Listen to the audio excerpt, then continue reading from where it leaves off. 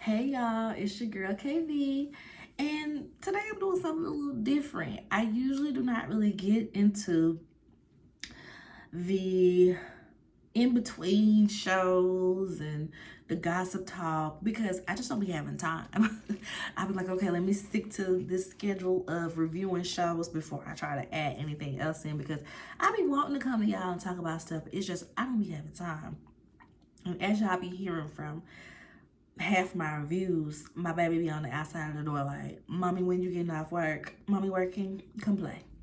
So I had to make time for this one. And since I'm doing these reviews on a Sunday, I got a little time. This shouldn't take too long. But I just wanted to get into all of the Housewives mess, y'all. Starting with Real Housewives of Potomac.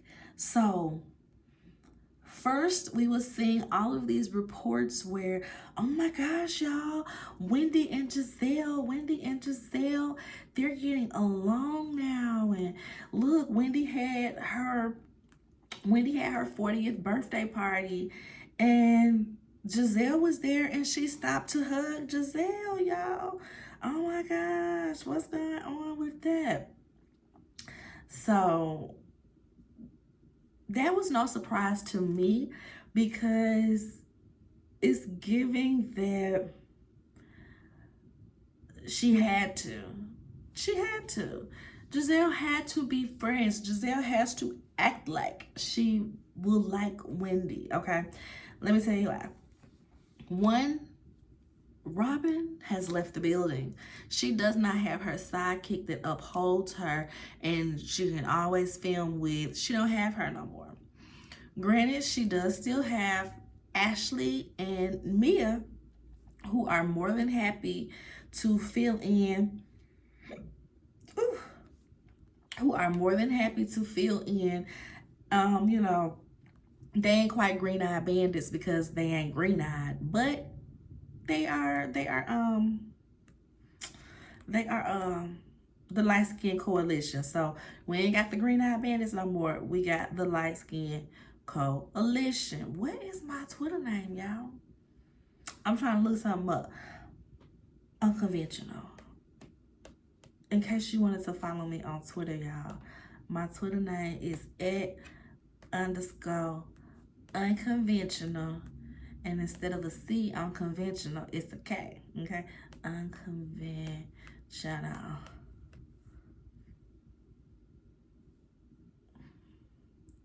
Okay, so that's the first reason why I was like, yeah, she don't have to spread them branches out.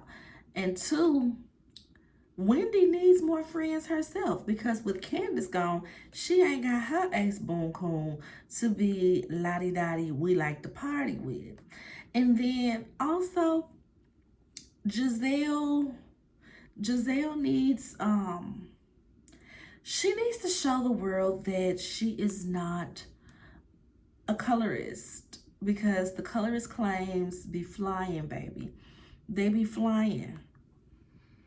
And there are no other dark skinned girls on the show. Why do I have so many passwords for this site? It's kind of insane. That one ain't it. I hardly use this iPad for anything but watching TV when the baby is around. Okay, it's not working. But yes, y'all, she needs this friendship. She needs it. I don't both of them do. But everybody else is gone because the only two dark-skinned ladies that was really on the show was Candace and Wendy, main cast, Candace and Wendy. So with Candace gone, Wendy is the obvious choice for multiple reasons. I feel like when all else fails, y'all say that, oh, we're sorority sisters and we just felt like we had to stop bickering back and forth because we do have things in common and yada, yada, yada, blah, blah, blah. But like I've said before, I do feel like Giselle is a bit colorist. Not in a sense that, oh, you're dark skinned, I don't like you per se, but oh, you're dark skinned and you have everything that I feel like I'm supposed to have, I don't like you. That's how I feel. Because it only comes when we see a dark-skinned woman with a career, with a nice husband, with a big house, with a happy life, to where she feels like she has to do everything to tear them down. We saw it with Monique. We saw it with Candace. We kind of saw it. Nah, I ain't gonna say that. But when it's somebody that she feels like doesn't have all these things on her, it's a lot easier for her to get along with them, right? So also in Real Housewives of Potomac news, we find out that Kiana is absolutely suing Sesame Street for the assault that happened when they fought at the GNA fashion show. Y'all, she is suing this girl for $10 million. I said, now where did we get this figure from? where I need to see like the write-up of where this figure came from, because $10 million, it made me think of Nene. I know it was 10,000 with Nene, but Greg asked to borrow $10,000. Kiana is suing for $10 million. That's how I felt. But I feel like it's definitely one of those cases where you sue for $10 million, you might get one. You know what I mean? You shoot for the stars, so there's a lot of room to negotiate in the middle. But I am glad that she's suing the girl, because the girl was dead wrong. The girl was dead wrong and went on to taunt her online after the assault. How was that ambulance ride? Da, da, da. So if nothing else, Kiana should definitely get money for all of the medical expenses, all of the checkups, all of the procedures that she probably had to get to try to make the scar as unnoticeable as possible. Some pain, pain and stress? I can't think of what it is, but pain and suffering. She needs to sue for some pain and suffering. She just needs to, yeah. So I ain't too mad at it. So while we're on the topic of $10 million, let's jump over to Real Housewives of Atlanta, y'all.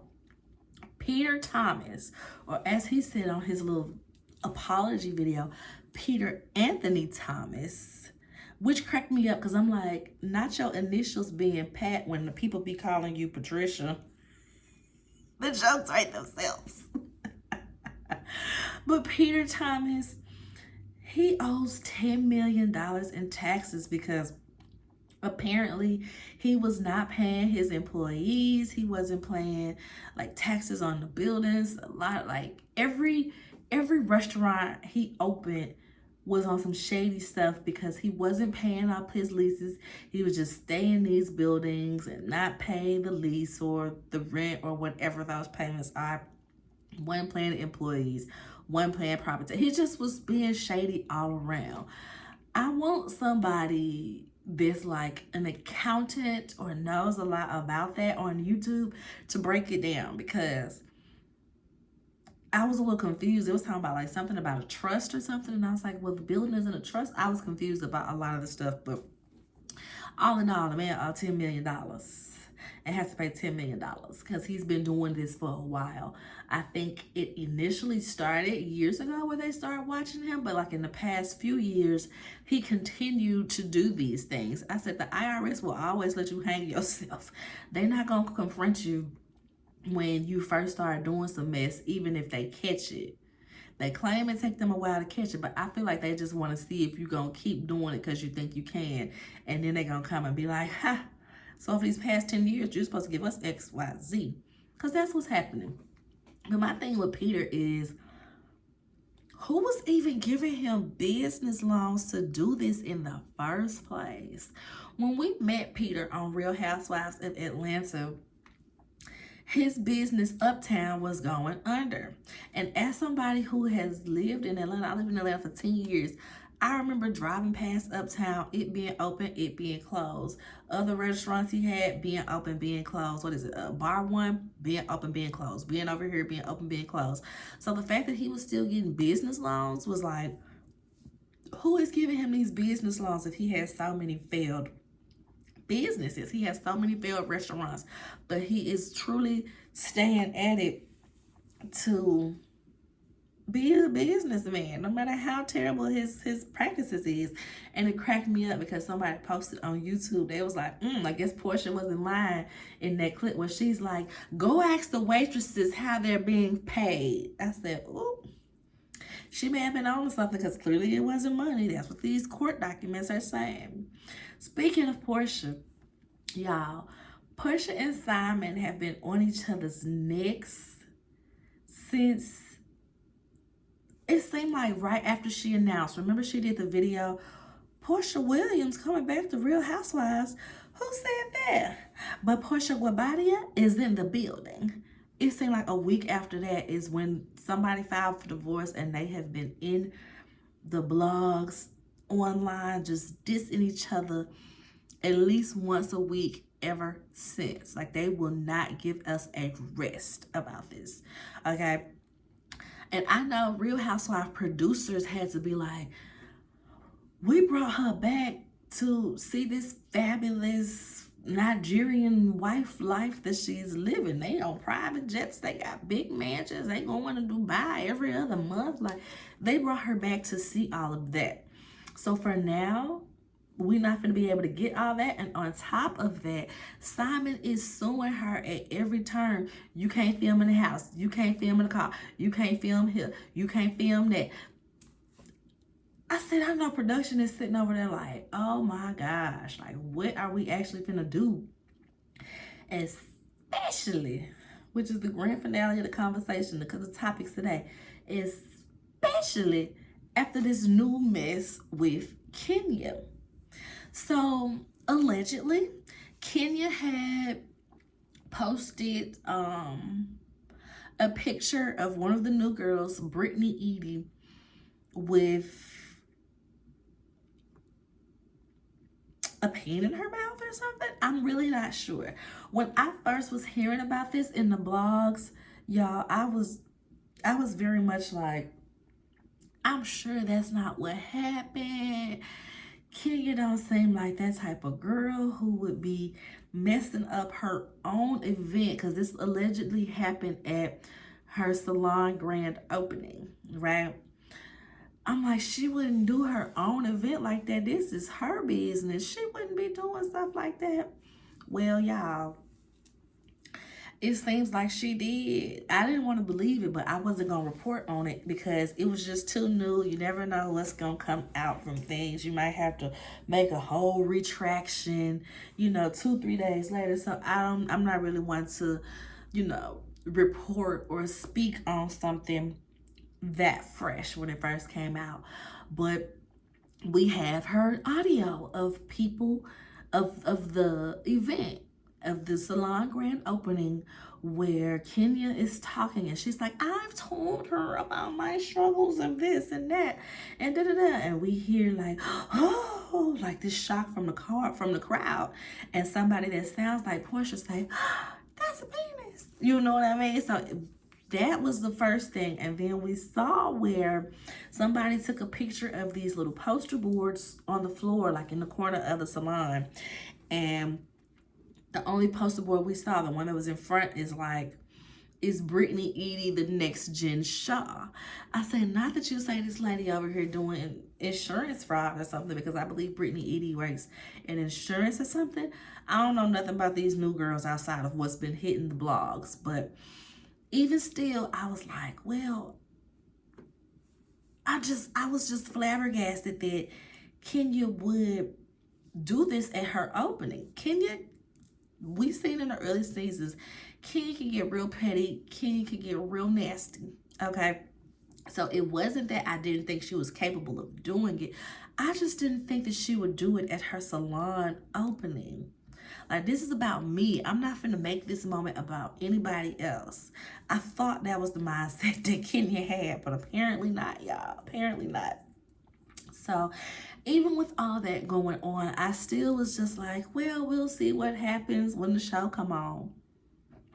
Well, maybe not, girl, because first they said Kenya was suspended indefinitely, and now there are reports, and Kenya has confirmed that she will not be filming anymore for this season. I said, not you let a freshman come in and take your spot. Didn't they teach you better from love and basketball? Never let a freshman come take your spot. You let this girl get you so riled up that you went and did the unthinkable, I suppose, and you really did something that would get you fired. Now, at first, people were using the phrase revenge porn, revenge porn. I got a mosquito bite over here, y'all. I don't even know. Well, I did go grocery shopping this morning, so he probably got me in. But everybody kept saying, revenge P, and now we're learning that it wouldn't technically be qualified as that. But even still, if you're bringing, somebody's sexually explicit pictures to the workplace, that could be sexual harassment. If Brittany Edie say, I'm gonna sue y'all because y'all let her do this, now Bravo and production has to make a choice on how they're gonna handle this. And it sounded like that's what happened. A lot of people are upset about it. Candy Burris, to be one in particular, she's speaking out against production and stuff and against Bravo because she feels like Bravo has never set a precedence for what's wrong and what can get you fired. So for them to use her as an example ain't right.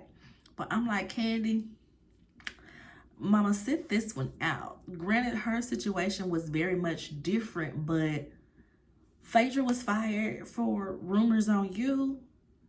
So there is some type of precedence that is set, whether they do this for all or not. Because I know a lot of people felt like Giselle should have been fired for the rumors that she had about Chris Bassett, which is Candace's husband.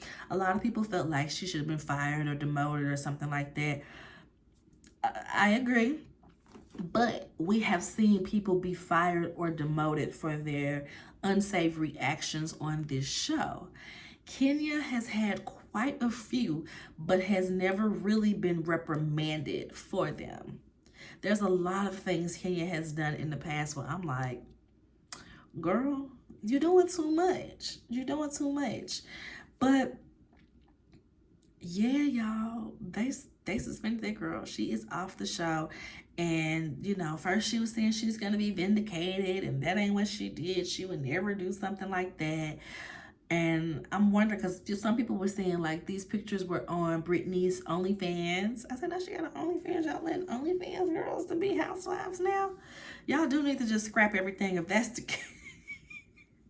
If y'all letting OnlyFans girls be real housewives, like, what? But I don't know. I don't know how factual that is. Allegedly, they said that she had an OnlyFans. But I truly wish that we can get the bottom of this story. We need somebody from production to, just leak it. Just leak it. Take one for the team and let us know what really happened. Show us the picture that was shown in the salon. Did nobody in the salon, were they not able to have their phones? Like, dang, we need to know what happened, especially for Kenya to be flat out fired like this. So it's looking like allegedly they're trying to cut Kenya from the scenes that were already filmed so that they don't lose that month of production or 2 months of production, however long they were filming. I don't even think it was 2 months. I think it was just like a month of production, a month of filming at the time that she was fired. So allegedly they're trying to be able to completely cut her out of that, and they're just going to proceed with what they have. And Portia had made this comment like, oh, we got a really good team that we're filming with now, as far as her, Drew, Brittany, Kelly, I think. She didn't mention the other new girl. But she was like, we have a really good team that we're filming with now. And I'm like, hold up, girl. You and Kenya been buddy during this first month of filming. So now you off the train just because she got fired?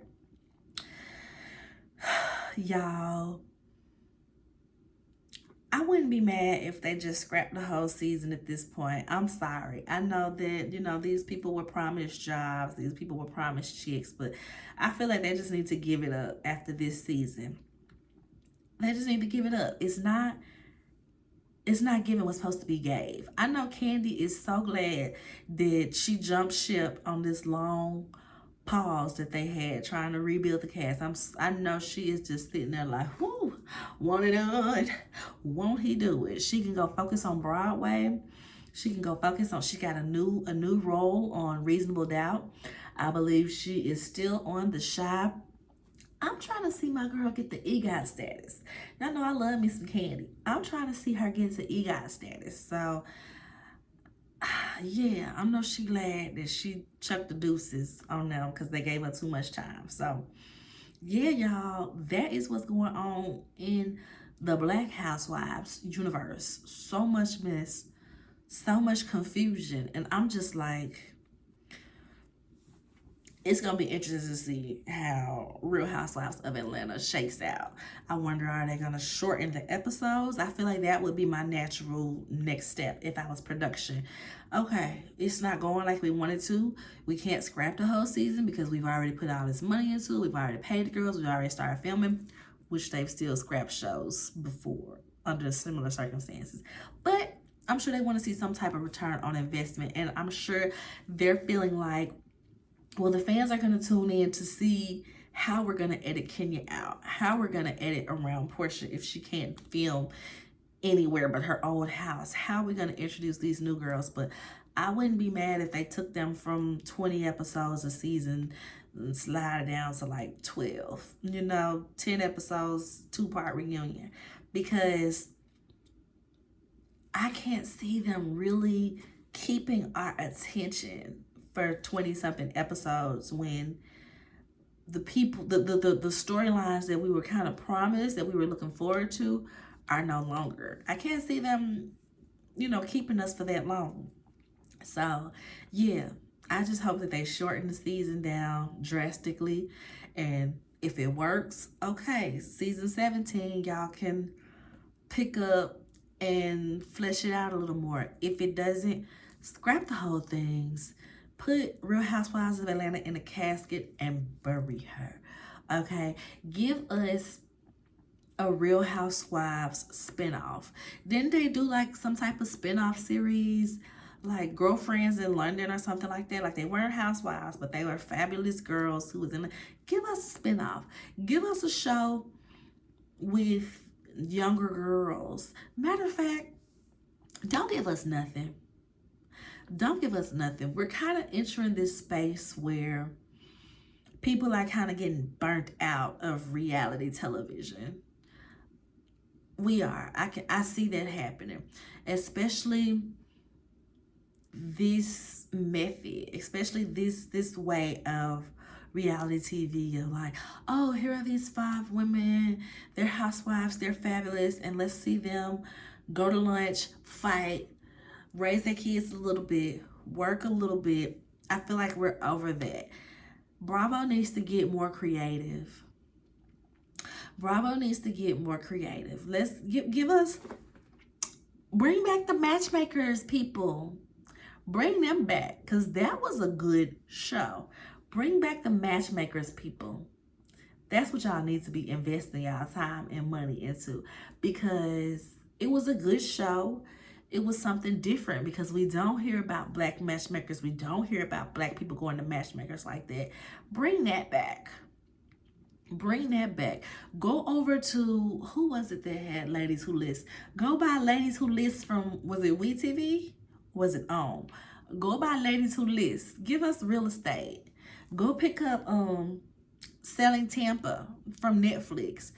Invest in something that really shows a reason why we're all here, not fake friends just being thrown together and acting like they've known each other and they've been kicking it.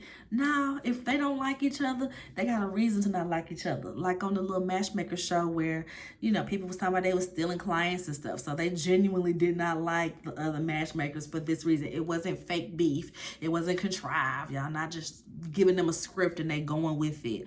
Bring us those type of shows where there's a true center to why we all are here or why they all are here. That's what I want to see from Bravo. But Bravo seems to not want to invest and promote the Black shows for me, it seems like. Because the way they truly dropped the ball with Summer House Martha's Vineyard, I'll say, is still pretty disappointing. It's still very disappointing.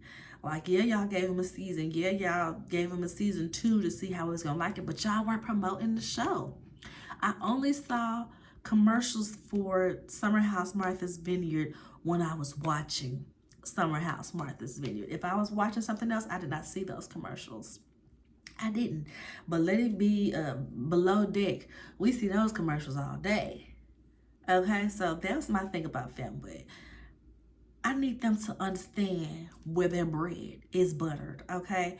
Your network blew up because of our Black girls. So give us something. Give us something. Bring back the matchmaking show. Let's start there. Bring back the matchmaking show and actually give promotion to Summer House Martha's Vineyard. We can lay Real Housewives of Atlanta to rest after this season. Take those funds and put it on those 2 shows, okay? But that's it. That's all. I ain't got nothing else to talk to today, y'all. I'm about to go get some dinner and go to my mama's house. I'm about to go do my regular Sunday doings, okay? I was not expecting me to sit here and talk about the Housewives Mess this long. I just knew it was going to be a little 10, 15-minute video. Girl, it is 26 minutes long right now. So, yeah, y'all. Like the video. Subscribe to the channel if you haven't already. Share this with a friend. Help me grow my channel, y'all. Y'all see, I'm trying to grow this little channel of mine. Make sure y'all go watch. We dropped the first episode, season 5, episode 1 of Hood Health Report. It was on Lake Lanier. If you don't know about Lake Lanier, it's this death lake in Georgia, y'all. Go watch that first episode of Hood Health Report. And I will see y'all on the next one. Bye.